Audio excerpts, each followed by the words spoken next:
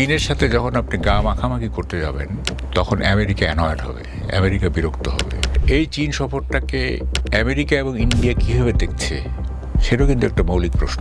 আমেরিকার সাথে একটা বাণিজ্যিক চুক্তি করছেন, চীনের সাথে গাঁট ছাড়া বাঁধলে বাণিজ্য চুক্তির ভায়োলেশন হয়। কোনো কিছু কিনতে গেলে ওয়ারফেয়ার স্ট্র্যাটেজি সাজাতে হলে আমেরিকার সাথে সিঙ্ক্রোনাইজ করে করতে হবে, আমেরিকার অনুমোদন নিয়ে করতে হবে। রাশিয়া থেকে তেল কিনতে পারবেন না ওদের অনুমতি ছাড়া, চায়না থেকে একটা অস্ত্র কিনতে পারবেন না অনুমতি ছাড়া। এগুলো ইঙ্গিত করা আছে না, মানে আপনার দেশ হিসেবে তো নাম নাই, কিন্তু এগুলি বলা আছে।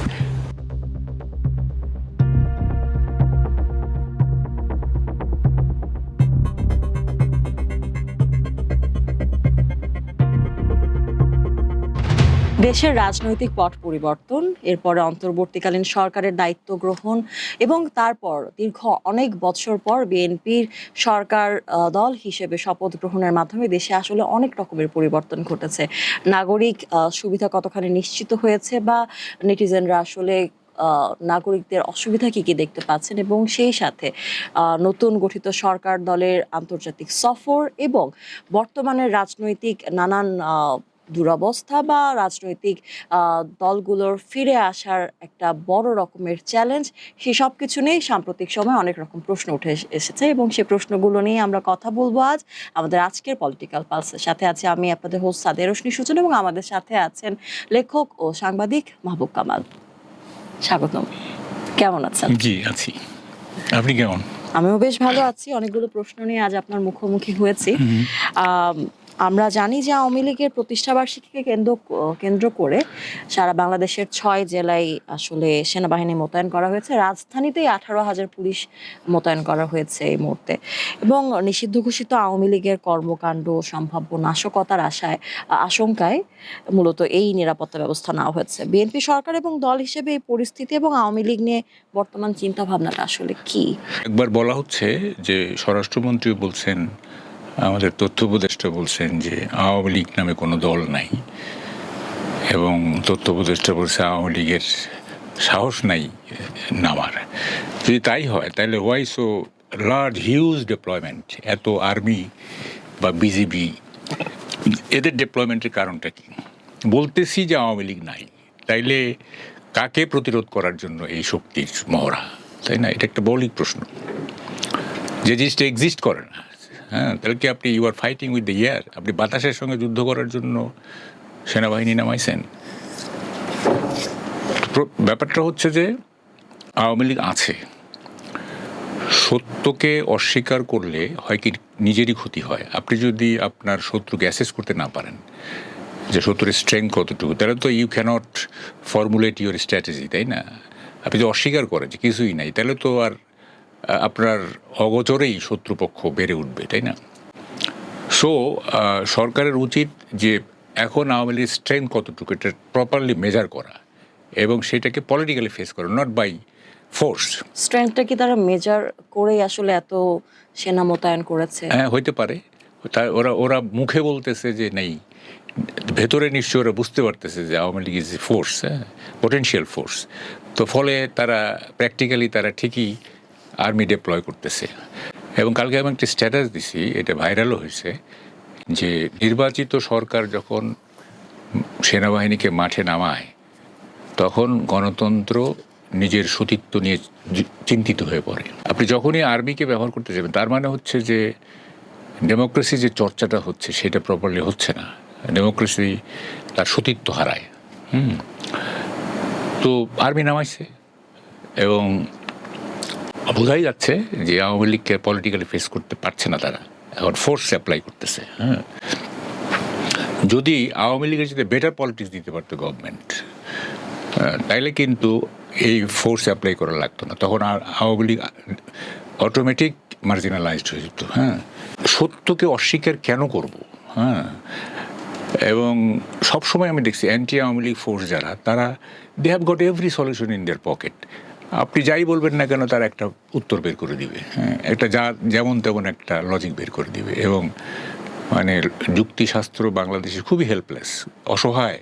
হ্যাঁ, কোনো লজিক নাই, কিছু নাই, র্যাশনালিটি নাই, কিছু নাই।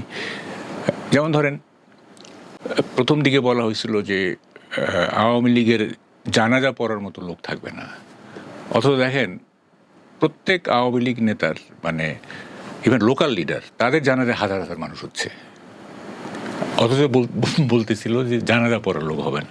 আমরা দেখেছি যে একজন এমপি মারা গেলেন, সাবেক এমপি, তার সন্তানকে প্যারোলে মুক্তি দেওয়া হয়েছিল এবং তাকে ঘিরে জনতার দেখেন আপনি, you remember, even Tofail Ahmed ধরেন আরও অনেকে, কিন্তু বলতেছে জানাজা পড়ার লোক পাবে না।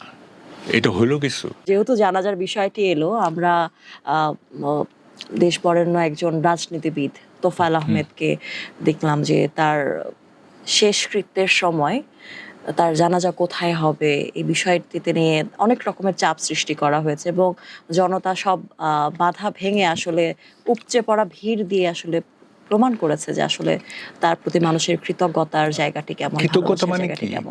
এবার আমাদের সবারই কৃতজ্ঞ থাকা উচিত। They don't know who Tofail Ahmed is. দেখেন 69-এর আপনি তো তখন জন্মানই নাই।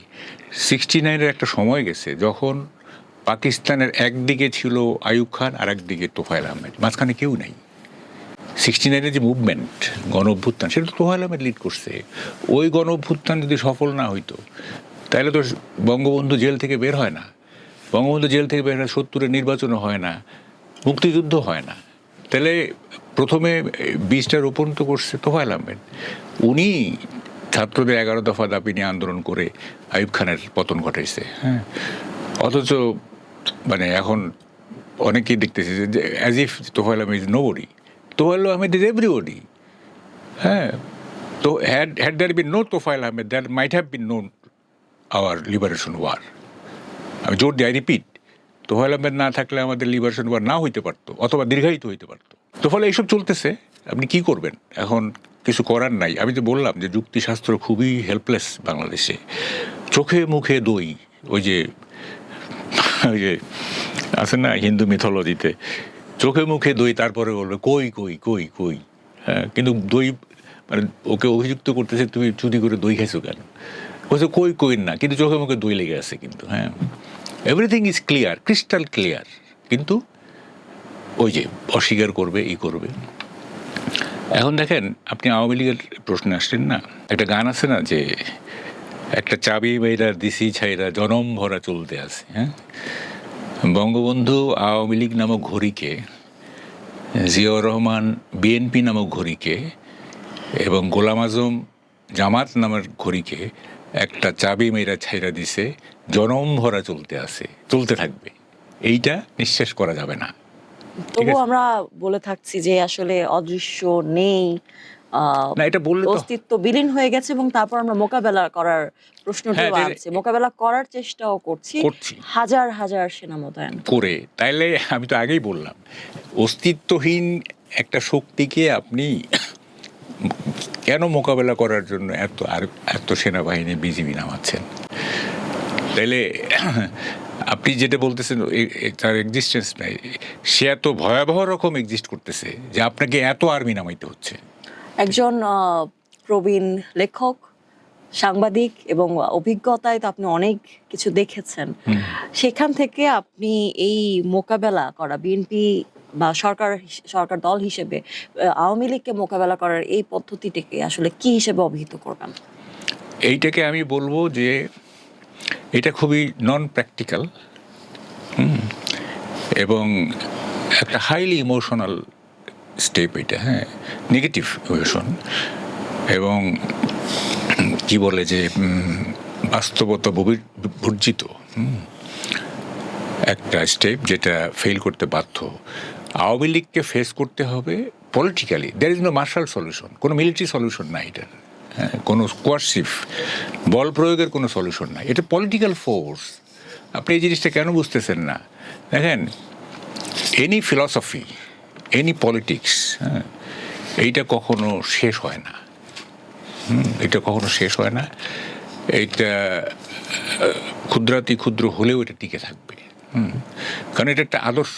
যেমন আওয়ামী লীগ একটা আদর্শ, বিএনপি একটা আদর্শ, জামাত একটা আদর্শ, প্রত্যেকটি কিন্তু টিকে থাকবে। এগুলি কেউ পারছে জামাতকে কি নিষিদ্ধ করে জামাতকে ধ্বংস করতে পারছে আওয়ামী লীগ? 5ই আগস্টের 2-3 দিন আগে তো জামাতকে আইনগত হয়ে নিষিদ্ধ করছিল, পারছে? 3-4 দিন পরে জামাত প্রবল শক্তি বেগে এবং আওয়ামী লীগই মানে পালিয়ে গেল, তাই না?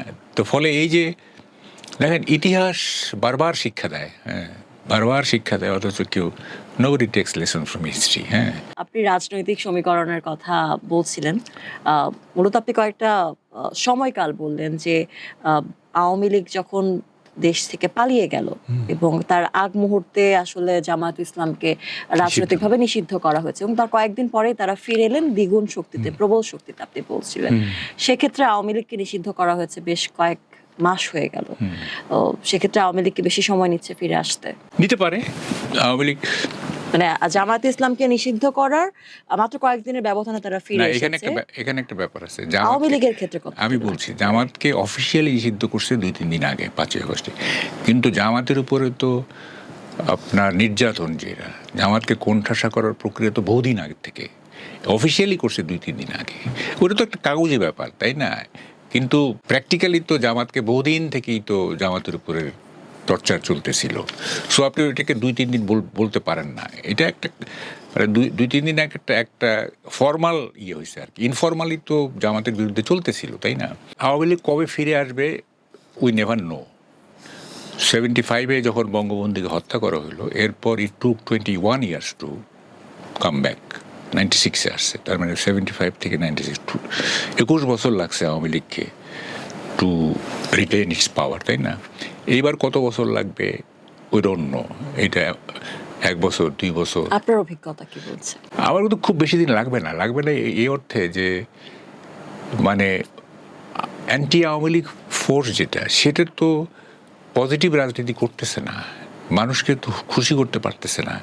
আপনি যখন ব্যর্থ হবেন তখন আপনার শত্রুকেও, মানে আপনার ব্যর্থতার যারা ভিকটিম হয়েছে তারা আপনার শত্রুকেও আলিঙ্গন করবে, ঠিক আছে?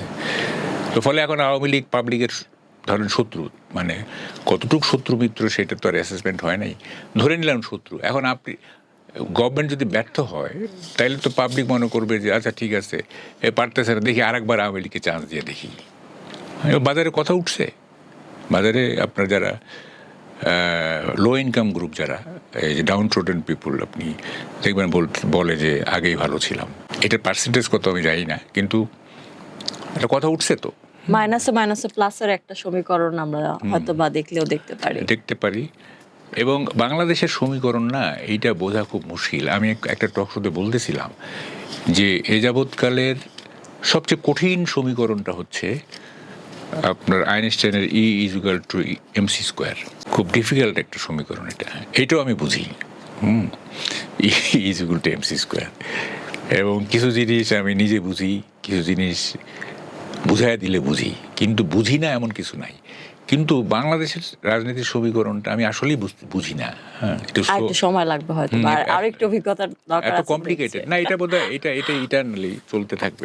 আমি মনে করি বাঙালির রাজনৈতিক প্রবলেমের চাইতে বাঙালির কালচারাল প্রবলেমটা বেশি অ্যাকিউট।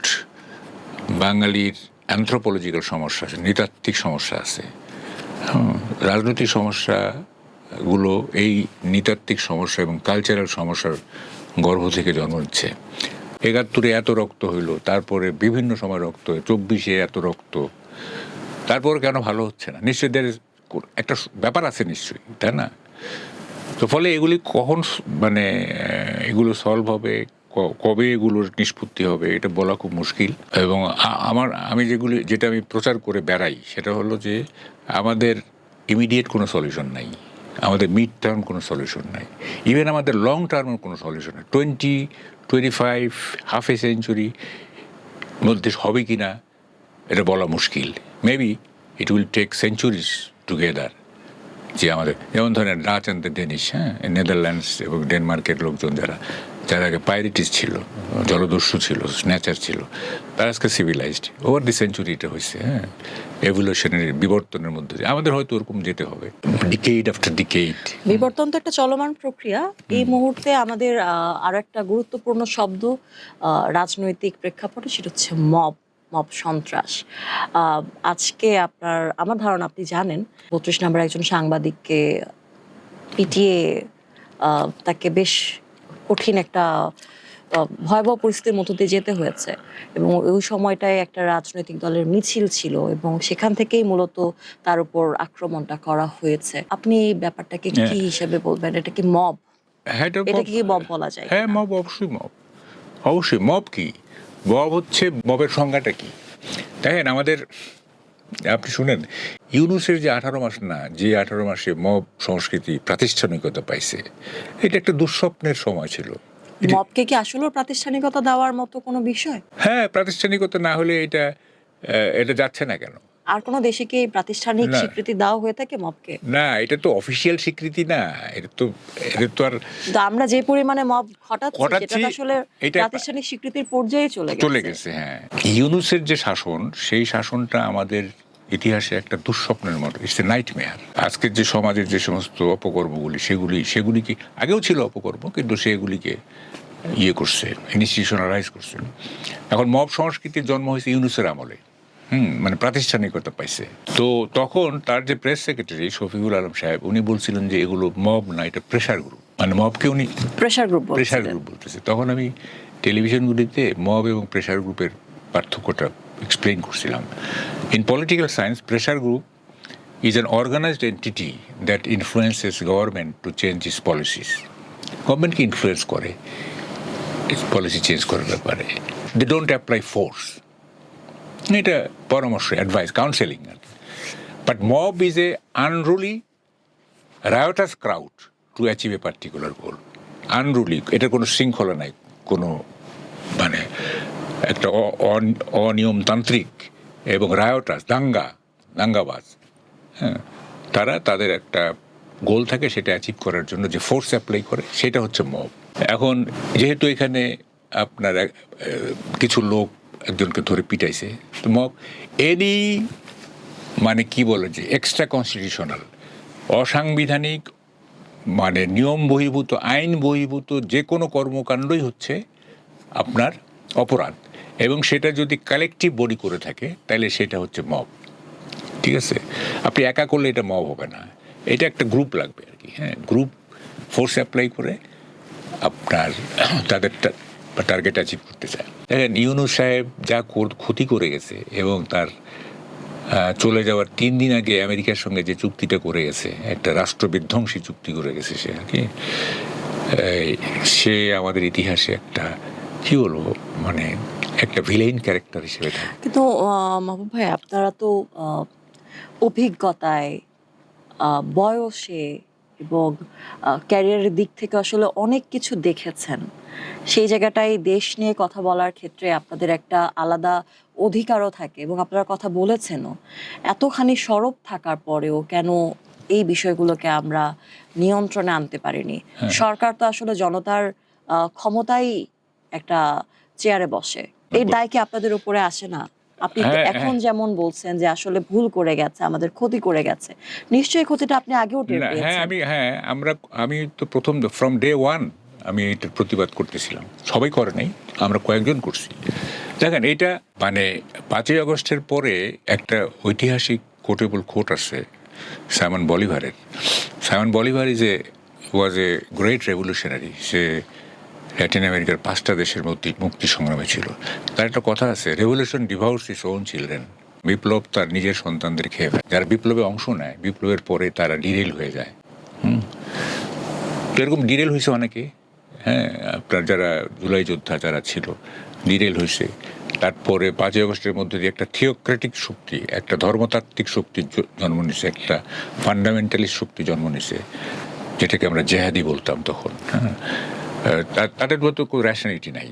হ্যাঁ, মানে তাদের মধ্যে তো কোনো বিজ্ঞান ভিত্তিক কোনো দৃষ্টিভঙ্গি নাই, এবং তারা গ্যাংড আপ হয়েছে। এবং কার একটা কথা আছে, don't underestimate the strength of stupids when they form a large group.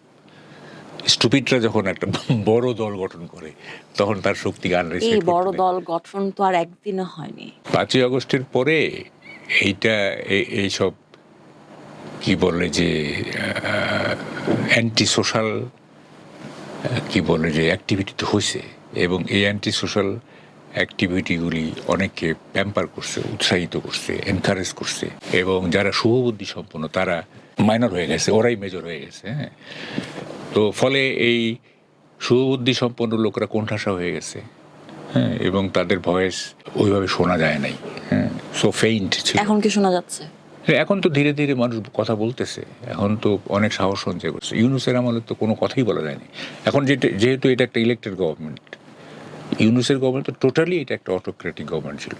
এখন যেহেতু BNP is an elected government, এটা একটা গণতান্ত্রিক সরকার, সেহেতু কথা বলার স্কোপ বাড়ছে। কথা বলার মানুষ আগের চাইতে কথা বেশি বলতে পারছে। এটা কতদিন বলতে পারবে সেটা আমি জানি না, কিন্তু কথা বলতেছে তো, এখন অনেকেই তো কথা বলতেছে। কথা বলতে গিয়ে আবার আমরা অনেক খবরে দেখছি যে সংবাদ প্রকাশের জন্য আসলে সাংবাদিকের চাকরি চলে যাচ্ছে, তার পত্রিকা বন্ধ হয়ে যাচ্ছে, আমি তাকে জেল হাজতে ভরা হচ্ছে। তাহলে কি বাক স্বাধীনতা বন্ধ হতে শুরু করেছে? আমি বলি শুনেন, এইটা ইউনূস আমলের যে দুঃশাসন না, সেইটা আমরা ভাবছিলাম যে একটা ইলেকটেড গভর্নমেন্ট আসলে এটা আপনার এটা চেঞ্জ হবে, কিন্তু আমরা এখন দেখতেছি অনেক ক্ষেত্রেই এই ইউনূস আমলের কন্টিনিউশন চলতেছে। অনেক ক্ষেত্রেই যেমন যে মব যেটা আপনি বললেন না, এটা ইউনূস আমলের কন্টিনিউশন। এই যেটা আপনি বললেন ধান 32 নম্বর, হ্যাঁ, তখনও মব ছিল, এখনও মাজার ভাঙ্গা তখনও ছিল, এখনও মাজার ভাঙছে। তারপরে চাঁদাবাজি তখনও ছিল, এখনও। মৌনতা তো সম্মতির লক্ষণ। আমাদের সরকার থাকার পরেও সরকার এটাকে আটকাতে পারছে না কেন? আটকাতে পারছে না বা ব্যর্থ হচ্ছে, মানে তার পৃষ্ঠপোষকতায় কোনো না কোনোভাবে আসলে সরকারও দায়বদ্ধ হয়ে যাচ্ছে। একটা ক্ষেত্রে দেখতেছি শুধু আওয়ামী লীগের ক্ষেত্রে সরকার হার্ড লাইন, আর বাকি সব ক্ষেত্রে সফট লাইন। ঠিক আছে, এটা আপনি আপনি যদি ইফ ইউ লুক অ্যারাউন্ড দেখবেন যে সব ক্ষেত্রে একটা নমনীয়তা। যেমন ধরেন যে জুলাই যুদ্ধদের অনেকেই নানা রকম গালবন্ধ করে সরকারকে, প্রধানমন্ত্রীকে কটূক্তি করে কিছু বলে না। তারপরে জামাতের অনেকে নানা রকম অভিযোগে অভিযুক্ত হচ্ছে, মৌলানারা রেপ করতেছে, ধর্ষণ করতেছে, এই করতেছে।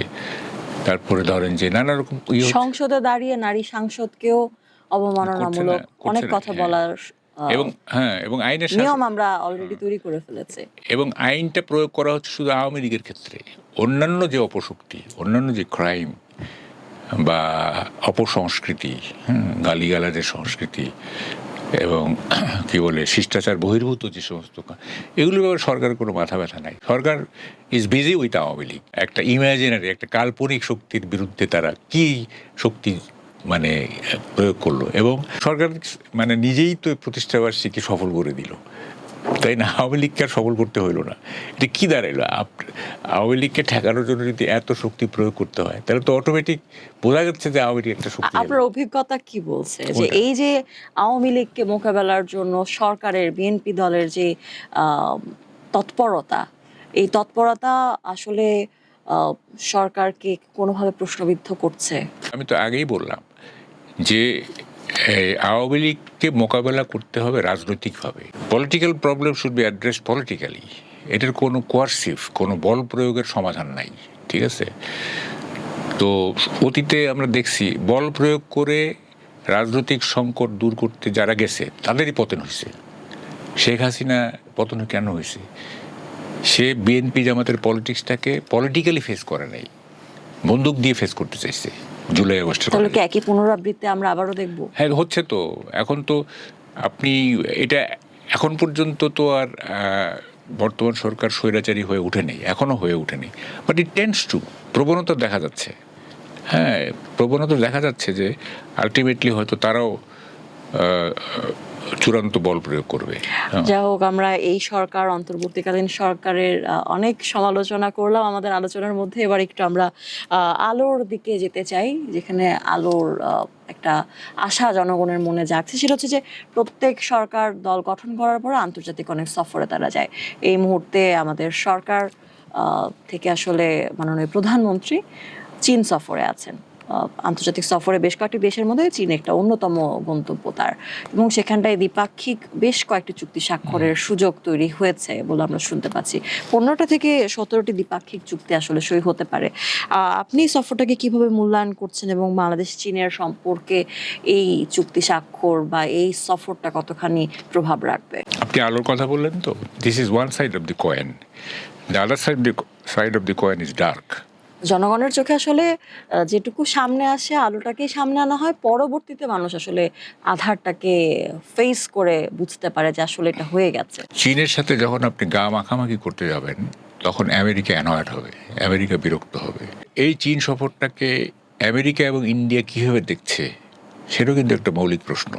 ঠিক আছে, আপনি আমেরিকার সাথে একটা বাণিজ্যিক চুক্তি করছেন বড় ধরনের, ঠিক আছে, এবং সেই বাণিজ্যিক চুক্তি করার পরে আপনি আবার চীনের সাথেও একটা গাঁটছড়া বাঁধতেছেন। চীনের সাথে গাঁটছড়া বাঁধলে বাণিজ্য চুক্তির ভায়োলেশন হয়, কারণ ওই বাণিজ্য চুক্তিতে আছে যে আপনি বিদেশ থেকে কোনো কিছু কিনতে গেলে, বিদেশ থেকে কোনো কিছু করতে গেলে আবার ওয়ারফেয়ার স্ট্র্যাটেজি সাজাতে হলে আমেরিকার সাথে সিঙ্ক্রোনাইজ করে করতে হবে, আমেরিকার অনুমোদন নিয়ে করতে হবে। চুক্তিটা আছে কিন্তু, যেমন রাশিয়া থেকে তেল কিনতে পারবেন না ওদের অনুমতি ছাড়া, চায়না থেকে আপনি অস্ত্র কিনতে পারবেন না অনুমতি ছাড়া। এগুলো ইঙ্গিত করা আছে, মানে আপনার দেশ হিসেবে তো নাম নাই কিন্তু এগুলি বলা আছে। তো চায়না সফর আমেরিকা কীভাবে দেখবে, ইন্ডিয়া কীভাবে দেখবে, হ্যাঁ সেটা তো আপনাকে দেখতে হবে, তাই না? অ্যাপারেন্টলি এটা একটা ফ্রুটফুল সফর। দেশে ভারতের বিরুদ্ধে একটা বিদ্বেষের চর্চা দেখা যায়। এই চর্চাটা কি আসলে আমাদের আন্তর্জাতিক সম্পর্ককে কোনোভাবে কোনো দিক থেকে হুমকির মুখে ফেলে কিনা? একটা মর্যাদাপূর্ণ ইকুয়াল ডিপ্লোমেসি আমরা করতে পারিনি, ব্যর্থ হয়েছি আমরা। এবং যে আমরা করছি কি, আমরা কতগুলি চিপ সেন্টিমেন্টাল বিষয় নিয়ে কি বলে যে আমরা কাজ করছি, কিন্তু সলিড কোনো কাজ আমরা করি নাই। আমরা ড্রামা করছি, পাবলিক ড্রামা করছি, নাটক করছি। ইন্ডিয়ার শাল পোড়ায় দিছি পাবলিকলি, ইন্ডিয়াকে, ইন্ডিয়ার মানচিত্র পাল্টায় দিব, 7 সিস্টার ডিস্টেবলাইজ করে দিব, এইটার সাথে হুমকি ধামকি ড্রামা এগুলি করছি। তো এগুলি দিয়ে তো লাভ হবে না। আপনাকে ইন্ডিয়ার সাথে তো একটা ফ্রুটফুল ইকুয়াল মর্যাদার একটা ডিপ্লোমেসি করতে হবে, যাতে এই দুই দেশের সম্পর্ক আমাদের দুই দেশের জন্য মানে কী বলে যে প্রোডাক্টিভ হয়। কিন্তু সেটা আমরা করি নাই, এবং এখানে ভারত বিদ্বেষী একটা রাজনীতি আছে। এবং হ্যাঁ, ভারতের প্রতি আপনার বিদ্বেষ পোষণের যথেষ্ট কারণ আছে, কারণ ভারত তো আমাদেরকে সব নেবারিং কান্ট্রির উপরে ভারতের এক ধরনের প্রভুত্ব প্রতিষ্ঠার চেষ্টা করে ভারত। হ্যাঁ, আমাদের এখনও করছে। সো একটা বিদ্বেষ থাকা স্বাভাবিক, কিন্তু কথাটা বিদ্বেষ তো এটাকে পার্মানেন্ট করলে চলবে না, এখান থেকে তো মুক্ত হইতে হবে, তাই না? পার্মানেন্ট করার জন্যই বোধহয় একটা চর্চা চলছে। হ্যাঁ, একটা অ্যান্টি ইন্ডিয়ান ফোর্স এখানে সবসময় সক্রিয়, সবসময় সক্রিয়। অ্যান্টি ইন্ডিয়ান হইতে দোষের কিছু নাই, কথাটা সেটা না। কথাটা হচ্ছে যে আপনি অ্যান্টি ইন্ডিয়ান সেন্টিমেন্টকে আপনি যদি নেগেটিভ ওয়েতে এটাকে ক্যাশ করতে চান, ক্ষতিটা তখন। আপনি অ্যান্টি ইন্ডিয়ান সেন্টিমেন্টকে বজায় রেখে আপনার ইন্ডিয়ার সাথে একটা ফ্রুটফুল ইকুয়াল মর্যাদার সম্পর্ক করলেই না সেটা ফ্রুটফুল হবে, তাই না? সেটা পজিটিভ হবে। আপনি অ্যান্টি ইন্ডিয়ান সেন্টিমেন্ট করে আপনি বললেন যে ভারতের কোনো পণ্য ব্যবহার করব না, ভারতের কাছ থেকে কোনো কিছু কিনবো না, আপনি ড্রামা করতেছেন, ভারতীয় পণ্য পুরায় দিচ্ছেন, ভারতীয় পণ্য বয়কট করো, এই করো, এগুলি তো কোনো সলিউশন না, তাই না? সলিউশনটা হচ্ছে যে আপনি দুই দেশের মধ্যে একটা ফ্রেন্ডলি সম্পর্ক থাকবে এবং একটা গিভ অ্যান্ড টেক, সমান গিভ অ্যান্ড টেকের একটা ব্যাপার থাকবে। হ্যাঁ, কোনো বাণিজ্যিক ট্রেড ডেফিসিট থাকবে না, বাণিজ্য ঘাটতি থাকবে না। তারপরে ধরেন যে কোনো অসম চুক্তি থাকতে পারবে না। যেমন ধরেন আমরা ইন্ডিয়ার বিরুদ্ধে অভিযোগ করছি সবসময় যে আমরা শেখ হাসিনার আমলে অনেক অসম চুক্তি হয়েছে, অথচ এই পর্যন্ত কিন্তু 5ই আগস্টের পরে একটা অসম চুক্তিও কিন্তু সরকারগুলো দেখাইতে পারে নাই। আপনার ইউনূসের সরকারও দেখায় নাই, এই সরকারও দেখায় নাই, তাই না? তাহলে কি দাঁড়ালো? আপনি বলতেছেন যে অসম চুক্তি হয়েছে, অথচ আমরা চুক্তিগুলো জানতেও পারছি। আমরা বলছি না, বিশেষ গোষ্ঠী বলছে। সেটাই তো বলতেছি। তো এইটা বলেন যে হ্যাঁ এইগুলি অসম চুক্তি, তাহলে আমরা বলবো যে এগুলো বাতিল করেন। এই চুক্তিও বাতিল করবেন না, ইন্ডিয়ার সাথে আন্ডারহ্যান্ড আপনারা সম্পর্ক রাখবেন, ইলিশ মাছ পাঠাবেন, এইটা করবেন সেটা করবেন, ইন্ডিয়ার থেকে তেল নেবেন, আবার বলবেন যে কি বলে যে ইন্ডিয়া শত্রু, এইটা সেটা, তাই না? আপনাকে তো এই ডাবল স্ট্যান্ডার্ড তো চলবে না। কিন্তু ভারত, চীন, তাদের মধ্যে আসলে ভারসাম্য বজায় রেখে বিএনপি সরকার কূটনীতিটা কিভাবে পরিচালনা করতে? দেখেন, বাংলাদেশের উপরে 5টা দেশ এখন স্টেক হোল্ডার, এবং এদের মধ্যে মানে সুপার পাওয়ারও আছে। যেমন আমেরিকা একটা, চায়না একটা, ভারত একটা। 5ই আগস্টের পরে দুইটা নতুন স্টেক হোল্ডার হয়েছে, পাকিস্তান, টার্কি। ঠিক আছে, আগে 3টা ছিল, এখন 5টা হয়েছে। এই 5টা স্টেক হোল্ডারকে আপনাকে ব্যালেন্স করতে হবে, এগুলোকে হ্যান্ডেল করতে হবে। যাতে এই পরস্পর বৈরিতা তৈরি না হয়। এখন চায়নার সাথে ঘনিষ্ঠতার কারণে যদি আমেরিকা অ্যানয়েড হয়, বিরক্ত হয়, সেটাও ক্ষতি। আবার আমেরিকার সাথে যখন আপনি চুক্তি বাস্তবায়ন, তখন আবার চায়নাও খুশি হবে। এই রিজিয়নটা কি, এই যে বে অফ বেঙ্গলের যে রিজিয়নটা না, এইখানে মূল দ্বন্দ্বটা হচ্ছে আমেরিকার ইন্দো প্যাসিফিক স্ট্র্যাটেজি বনাম চায়নার রোড অ্যান্ড বেল্ট ইনিশিয়েটিভ। এখানে আমেরিকা প্রভুত্ব প্রতিষ্ঠা করতে হবে, চায়না যেখানে একটা বাধা, তাই না? তো ফলে চায়না এবং আমেরিকার দ্বন্দ্বটা এখানে প্রকট। এই দ্বন্দ্বের মাঝখানে আবার আছে ইন্ডিয়া, আবার এদের যুক্ত হয়েছে পাকিস্তান এবং টার্কি। সো এই যে একটা শক্তিগুলোর যে এখানে ইনভলভমেন্ট হয়ে গেছে, হ্যাঁ, এইটাকে তো আমরা প্রপারলি হ্যান্ডেল করতে হবে, এবং এটার জন্য একটা সুপার ক্রাফটম্যানশিপ দরকার, একটা চরম নৈপুণ্যের একটা ডিপ্লোমেসি এই দরকার। সুপার ক্রাফটম্যানশিপটা এই মুহূর্তে সরকারের আছে কিনা? সেটা আমার কাছে মনে হয় না আছে, কারণ আমাদের যদি না থাকে তাহলে আমরা কি ধরনের হুমকির মুখোমুখি হতে পারি? হুমকির মুখে আমরা তো অলরেডি হুমকিতে আসি। যেমন আমেরিকার সাথে যে চুক্তিটা না, আমেরিকার সাথে এই চুক্তি পুরোপুরি বাস্তবায়িত হলে জাতি হিসাবে আমরা একেবারেই কি বলে যে পেছনের দিকে যাব, যে চুক্তিটা আছে, হ্যাঁ। এবং এটা নিয়ে আমরা কথা বলতেছিলাম, কিন্তু ইউনূস তো তার চলে যাওয়ার 3 দিন আগে চুক্তি স্বাক্ষর করছে, এবং এই লিগাসিটা বহন করতে হচ্ছে তারেক রহমানকে। উপায় নাই, আমেরিকাকে সন্তুষ্ট করে এদেশে রাজনীতি করতে হয়। এটা আমাদের আয়রনি, এটা আমাদের we are ডেস্টাইন two such irony. হ্যাঁ, আমাদের এটা নিয়তি যে এটা কিছু করার নেই। কারণ আপনার অভিজ্ঞতা কি বলে, এটা কখনো শেষ হবে বলে মনে হয়? এই যে নিয়তির কথা বলা হচ্ছে, না, এটা একটা দেশকে আসলে মান্য করে চলতে হচ্ছে। আমি বলতে সুপার পাওয়ারদের অ্যাটিটিউডে যতক্ষণ না পরিবর্তন হবে, যেমন ধরেন আমেরিকার কথা বলি না, এটা একটা বিরাট শক্তিশালী দেশ না, বিরাট। এটা তারা বলতেছে যে এই পৃথিবীকে তারা 150 টাইমস ধ্বংস করে দিতে পারে। সো তাদের স্ট্রেংথ, মিলিটারি প্রভুত্ব অনুসরণ করে চলতে হবে। এবং আচ্ছা, এবং দেখেন যে ওই যে ভেনেজুয়েলার প্রেসিডেন্টকে তুলে নিয়ে গেল ঈগল পাখির মতো। তারপরে টিরান, যেখানে ইসরায়েল প্যালেস্টাইনে বছরের পর বছর কি করে রাখছে। ইভেন ইন ইউরোপ তাদের একটা হস্তক্ষেপ আছে, গ্রিনল্যান্ড, এই যে ডেনমার্কে। সো এত বড় একটা শক্তিশালী দেশ সে নিয়ন্ত্রণ করতেছে সব, আমাদের পলিটিক্সও নিয়ন্ত্রণ করতেছে, হ্যাঁ। এবং তার রাহু থেকে মুক্ত হওয়া তো খুব কঠিন কাজ, এখান থেকে মুক্ত হওয়া খুব কঠিন, হ্যাঁ। এবং এটা আমাদের নিয়তি, বুঝছেন সূচনা? যেমন ধরেন আমি একটা উদাহরণ দিই, আপনার বাড়ির পাশে যদি একজন টপ টেরর থাকে, তাহলে কিন্তু এটা আপনার নিয়তি, সে আপনাকে ইরিটেট করবে, সে আপনাকে হ্যারাস করবে, হ্যাঁ। সে তো টপ টেরর, আপনি যাবেন কোথায়? হ্যাঁ, এটা আপনার নিয়তি, আপনাকে মেনে নিতে, আপনাকে কি মাথা নিচু করে আবরু ঢেকে তারপর রাস্তা দিয়ে হাঁটতে হবে, কারণ সে কখন কি করে বসে। সো আমেরিকায় সেরকম, এটা আমাদের নিয়তি যে এরকম একটা দেশ এত শক্তিশালী হয়ে উঠছে, সারা পৃথিবী তার কাছে কিছুই না, হ্যাঁ। সো এই নিয়তি আমাদের বহন করতে হচ্ছে, এবং এখান থেকে কবে আমরা সারা পৃথিবী মুক্ত হবে, এটা কিন্তু শুধু বাংলাদেশের জন্য ট্র্যাজেডি তা না, it's a tragedy for whole mankind. হ্যাঁ, মানব সভ্যতার জন্য এটা একটা ট্র্যাজেডি। আটলান্টিকের ওই পারের একটা দেশ, হ্যাঁ, সে আটলান্টিকের এই পারে সমগ্র পৃথিবীকে নিয়ন্ত্রণ করতে যাচ্ছে। হ্যাঁ, আমাদের কিছু করার নেই, আমরা আটলান্টিকের ওই পারে তো বোমা মারা করি। যেহেতু বাবু ভাই বলেই ফেললেন নিয়তি, তো নিয়তিকে আবার নিয়তির মতো আপাতত ছেড়ে দেশে ফিরে আসি।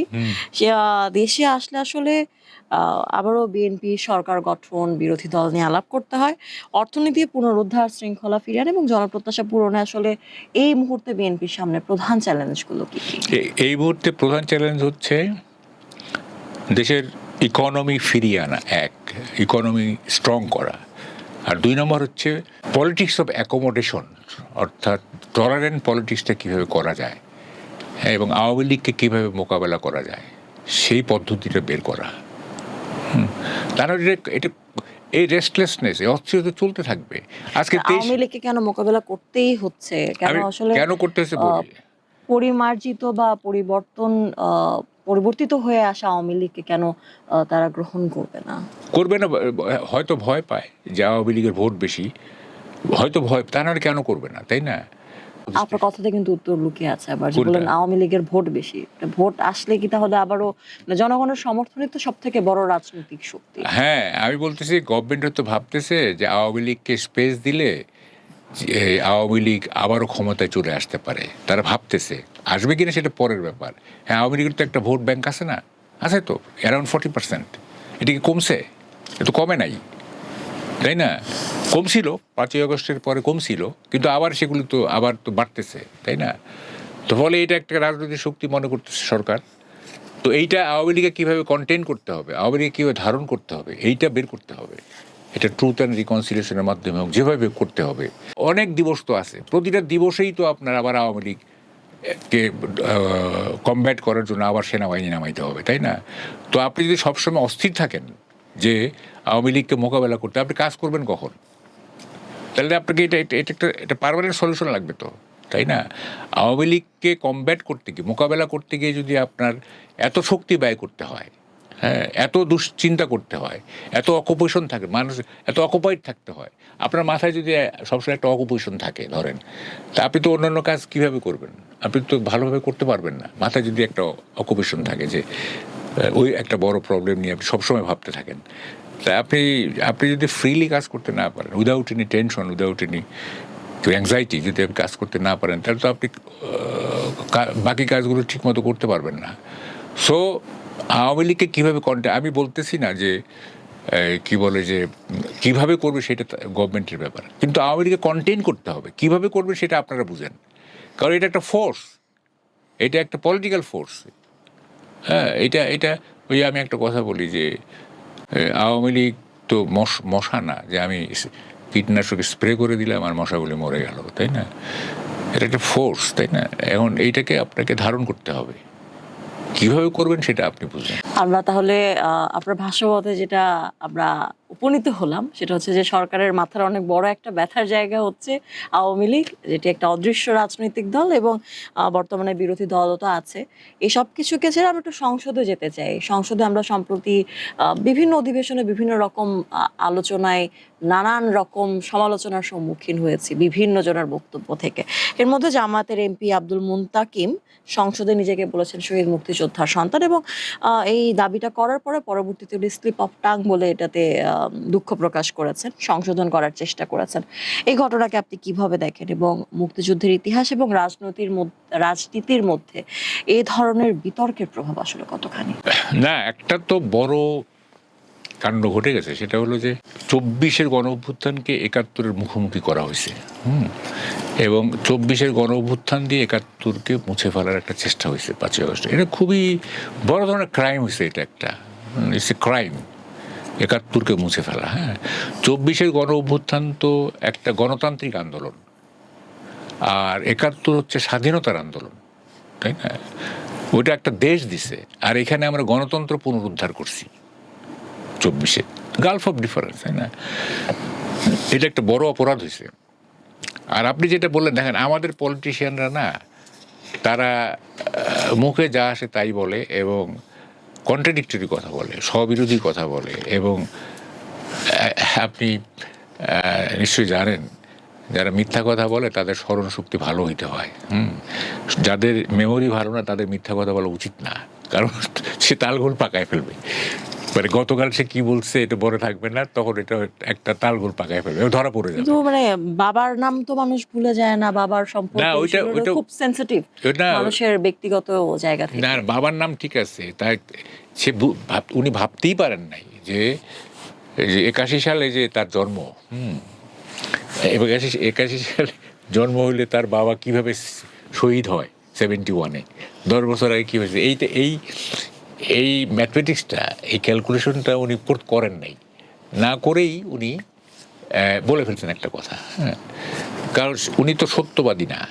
সত্যবাদী হলে তার কোনো সমস্যা নেই। আপনি ওয়েন ইউ আর ট্রুথফুল, আপনি যদি সত্যবাদী হন তাহলে কিন্তু আপনার কখনোই কেউ কথায় ভুল ধরতে পারে না। সমালোচনা হবার কোনো সুযোগই ছিল না যদি সত্য হতো। সত্য, আমি বলতেছি সত্য, যে সত্য কথা বলে সে কখনো ঝামেলায় পড়ে না।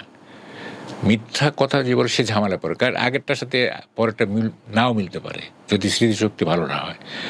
তো এটা বলে ফেলছে একটা ক্রেডিট নেওয়ার জন্য যে আমার বাবা শহীদ হয়েছে, কিন্তু এইটা যে একটা অবাস্তব কথা। হ্যাঁ, 10 বছর পরে তাহলে তুই জন্মাইলে কী হবে, তাই না, যদি 71-এ শহীদ হয়ে থাকে।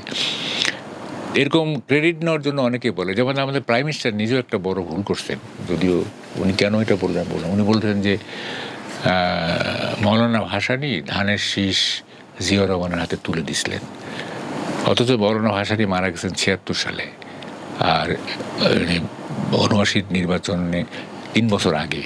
তো ওই ধানের শীষ তুলে দেওয়ার তো কোনো সুযোগই নাই, আর 3 বছর আগে আমরা বেশ সমালোচনা দেখেছি সামাজিক 3 বছর আগেই তো উনি মারা গেছেন, তাই না? এটা আবেগে উনি বলে ফেলছেন। আমি এটাকে খুব একটা দৌড় ধরবো না, হয়তো উনি ভাবছেন যে হ্যাঁ, ভাসানীর সাথে ন্যাশনাল আওয়ামী পার্টির সাথে বিএনপির একটা সাযুজ্য ছিল, ওই অর্থেই উনি এটা বলে ফেলছেন আর কি। যাই হোক, কিন্তু আমরা খেয়াল করে দেখেছি যে মুক্তিযুদ্ধের প্রসঙ্গ আসলেই জামাতে ইসলামীর স্লিপ অফ টাঙের মতো ঘটনা বেশি ঘটছে। স্লিপ অফ টাং তো যে কোনো সময় যে কারো মাধ্যমে যে কারোর সাথেই হতে পারে, আপনারও হয় আমারও হয়, কিন্তু মুক্তিযুদ্ধ এলেই যখন স্লিপ অফ টাংটা আসছে সেটিকে আসলে মুক্তিযুদ্ধের স্লিপ অফ টাং 2-1 বার হয়। মুক্তিযুদ্ধের ব্যাপারে তারা ডেলিভারেটলি ইচ্ছাকৃতভাবেই তারা এগুলো করে।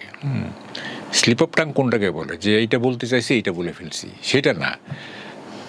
সেটা হচ্ছে মুক্তিযুদ্ধের বিষয় আসলেই আপনার মুক্তিযুদ্ধকে কন্ডেম করার, মুক্তিযুদ্ধকে কি বলে যে অবজ্ঞা করার একটা টেন্ডেন্সি থাকে। কী কারণে? সেটা হচ্ছে মুক্তিযুদ্ধে তাদের যে ভূমিকা ছিল সেটা ছিল মুক্তিযুদ্ধ বিরোধী ভূমিকা। সুতরাং তারা মুক্তিযুদ্ধকে ওন করতে পারে না, নিজের মনে করতে পারে না, কারণ তারা তো এটার বিরোধিতা করছে, মুক্তিযুদ্ধ বিরোধিতা করছে। আমি যেটা বিরোধিতা করছি সেটা তো আমার সম্পদ হতে পারে না, তাই না? তো ফলে ওইটা ওইভাবেই করে। এটা একটা আদর্শগত ব্যাপার। হ্যাঁ, এই আদর্শের সংঘর্ষ মানে ব্যক্তিগত জায়গা থেকে নিজের আদর্শ এবং দেশের আদর্শের জায়গায় এই সাংঘর্ষিক অবস্থান আসলে আরো কত বছর চলবে? বাংলাদেশ তো শুনেন, এটা একটা বিভক্ত সমাজ না।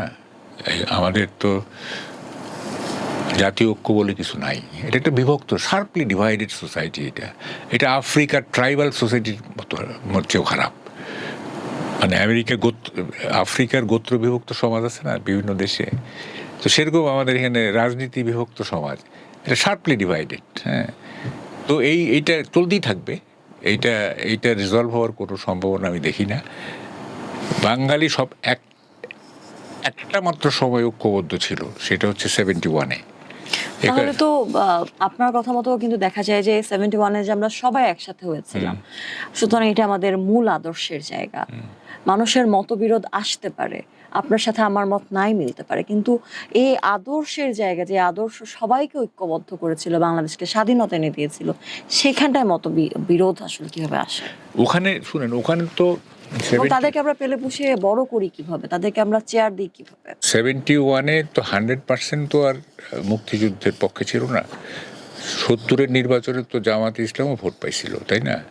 আরও অন্যান্য ইসলামিক দলগুলো ভোট পাইছে, যদিও খুব নগণ্য। স্বাধীনতার পরে এই শক্তিটা আপনার বিভিন্ন অনুকূল পরিবেশে বারবারন্ত হয়েছে, এরা বেড়ে উঠছে, এবং একটা পর্যায়ে গিয়ে রাজনীতিটা তাদের অনুকূলে চলে গেছে। অনুকূলে চলে যাওয়ার কারণে তারা আরও বেশি শক্তি সঞ্চয় করছে। হ্যাঁ, করে এখন তারা অনেক বড় একটা শক্তি। হ্যাঁ, তো ফলে এই বিভক্তি, এই যে মানে বহুধা বিভক্ত যে বাংলাদেশ, এই বাংলাদেশকে এক করা একটা খুব জায়গান্তিক টাস্ক। এইটা খুবই মানে অসম্ভব বলতে পৃথিবীতে কিছু নয়, ভেরি ডিফিকাল্ট এই বিভক্তি সরানো। আমার কথা হচ্ছে বিভক্তি থাকতে পারে, হ্যাঁ, diversity of opinion is the beauty of democracy. ঠিক আছে, গণতন্ত্রের সৌন্দর্য হলো যে মতভিন্নতা থাকবে, বাট দ্য পয়েন্ট ইজ যে আপনার এই যে ডাইভার্স ওপিনিয়নস, এইটা এত বৈরীমূলক হবে কেন, এত শত্রুতাপূর্ণ হবে কেন, তাই না? থাকবে মতবিরোধ, থাকবে, আলাপ আলোচনার মধ্য দিয়ে আমরা এগিয়ে যাব, বাট এটা রাইভালরিতে এত অ্যাকিউট, শার্প রাইভালরি। হ্যাঁ, এখানে কোনো সমঝোতার জায়গা নেই। এখানে যে টেবিলে বসে আমরা রিজলভ করব, এই জায়গাটা এত শার্প হয়ে গেছে এটা। হ্যাঁ, এবং যে কারণে এই একটা ঐক্যবদ্ধ জাতি করা খুবই ডিফিকাল্ট। এগিয়ে যাবার পথে আসলে ডিফিকাল্টিস থাকবেই। এই ডিফিকাল্টিস নিয়ে আমরা আসলে অনেক কিছু অ্যাচিভও করবো, এটাই খুবই স্বাভাবিক একটা প্রক্রিয়া। আমরা অনুষ্ঠানে একদমই শেষ পর্যায়ে চলে এসেছি। আপনার কাছে সবশেষ একটি প্রশ্ন, সেটা হচ্ছে যে 24-এর গণ অভ্যুত্থান হলো, দেশে নির্বাচন হলো, নির্বাচিত সরকার এসে দায়িত্ব গ্রহণ করলো, এবং এত কিছুর পরেও কি সাংবাদিকতার মেরুদণ্ড সোজা হয়েছে কিনা? আবার দেখা গেছে যে অনেকে বলে থাকেন কিছু মানুষের কেবল প্রভু বদলায়, যারা আগে দালালি করতো তারা এখন ভোল পাল্টে নতুন সরকারের দালালি শুরু করেছে, এবং এই জন্মগত মেরুদণ্ডহীনতা থেকে সাংবাদিক সমাজের কি আদৌ কোনো মুক্তির পথ আপনি দেখতে পান কিনা? শুধু সাংবাদিকদের দোষ দিয়ে তো লাভ নাই। প্রত্যেকটা প্রফেশনেই একটা অংশ থাকে যারা সরকারের মনোরঞ্জন করে নিজেদের সম্পদ বা নিজেদের আখের গোছানোর চেষ্টা করে। সব প্রফেশনে, আপনি ইভেন টিচারদের মধ্যে ইউনিভার্সিটি টিচারদের মধ্যে কি সরকারের মনোরঞ্জনকারী টিচার নাই? তারা কি ভিসি হওয়ার জন্য তদবির করতেছে না? তারা কি প্রমোশনের জন্য তদবির করতেছে? তো উকিল বলেন, ডাক্তারদের মধ্যে কি প্রো গভর্নমেন্ট অর্গানাইজেশন নাই? তাই না? ডাক্তারদের বিভক্তি আছে, যে ড্যাব যেটা, সেটা তো প্রো গভর্নমেন্ট ডাক্তারদের অর্গানাইজেশন। সব জায়গাতেই তো আছে, সাংবাদিকের মধ্যেও আছে। সাংবাদিকের মতো একটা শ্রেণী, একটা অংশ, তারা দেশের স্বার্থ, সমাজের স্বার্থ, মানুষের স্বার্থের চেয়ে নিজের স্বার্থটা বেশি দেখে, এবং তারা প্রপারলি জার্নালিজম করতেছে না। কিন্তু এটার মানে এই না যে মানে প্রফেশন অ্যাজ এ হোল সবাই এরকম, তাই না? সব প্রফেশনেই আপনার একটা অংশ থাকে যারা প্রপারলি দায়িত্ব পালন করেন না, হ্যাঁ, এবং তারা কি বলে নিজের স্বার্থ, গোষ্ঠী স্বার্থের পক্ষে কাজ করে। এটা শুধুমাত্র সাংবাদিকদের দোষ দিয়ে তো লাভ নেই, তাই না? কোনো বিচ্ছিন্ন ঘটনা, এটা হোল সোসাইটি আমাদের করাপ্ট হয়ে গেছে, এবং এই করাপশনের যে টেন্ডেন্সি, এইটা সব প্রফেশনকে আক্রমণ করছে। এইখান থেকে যারা নিজেদেরকে অনেস্ট রাখার চেষ্টা করতেছে তারা খুবই স্ট্রাগল করে অনেস্ট থাকতেছে। এই সোসাইটিতে অনেস্ট থাকা খুব কঠিন একটা কাজ। ভালো সাংবাদিকতা করার ক্ষেত্রে অনেক প্রতিকূলতা, মালিক পক্ষের থেকে সমস্যা আছে, সরকারের পক্ষ থেকে সমস্যা আছে, সমাজের বিভিন্ন ভেস্টেড ইন্টারেস্ট গ্রুপের পক্ষ থেকে সমস্যা আছে। অনেক সমস্যা মোকাবেলা করে সৎ সাংবাদিকতা করতে হচ্ছে অনেককে। আবার অনেকেই এই গড্ডলিকা প্রভাবে গা ভাসায় দিয়ে, আচ্ছা ঠিক আছে, এত কি দরকার, এত রাষ্ট্রফাষ্ট্র করে কি লাভ, নিজের আখের গোছাই, সরকারের মনোরঞ্জন করে, তারপরে আপোষ করে করতেছে। সব জায়গাতেই তো আছে, তাই না? আমরা চাইবো এই আপোষ করার প্রবণতার আসলে সমাপ্তি হোক। আমরা চাইবো দেশের যে সকল আধার আছে সে আধার কাটিয়ে আমাদের দেশ আলোর মুখ দেখুক। আপনাকে অনেক অনেক ধন্যবাদ আমাদের আজকে আয়োজনে আসবার জন্য। পলিটিক্যাল পালসে আপনার সাথে বেশ কিছু বিষয় নিয়ে কথা হলো, আরো অনেক বিষয় নিয়ে কথা বলার ইচ্ছে ছিল, সময়ের কারণে সেটা সম্ভব হলো না। আশা করছি আগামীতে তার সমাধান হয়ে যাবে, আমাদের কথা বলার প্রয়োজনই হবে না। অনেক ধন্যবাদ। Thank you. দর্শক, এই ছিল আমাদের আজকের পলিটিক্যাল পালস। দেখা হবে পরের পর্বে নতুন কোনো বিষয় নিয়ে, নতুন কোনো চ্যালেঞ্জ নিয়ে। সে পর্যন্ত সকলে ভালো থাকবেন, সুস্থ সুন্দর থাকবেন। বিদায় নিচ্ছে আমাদের আজকের পর্ব থেকে।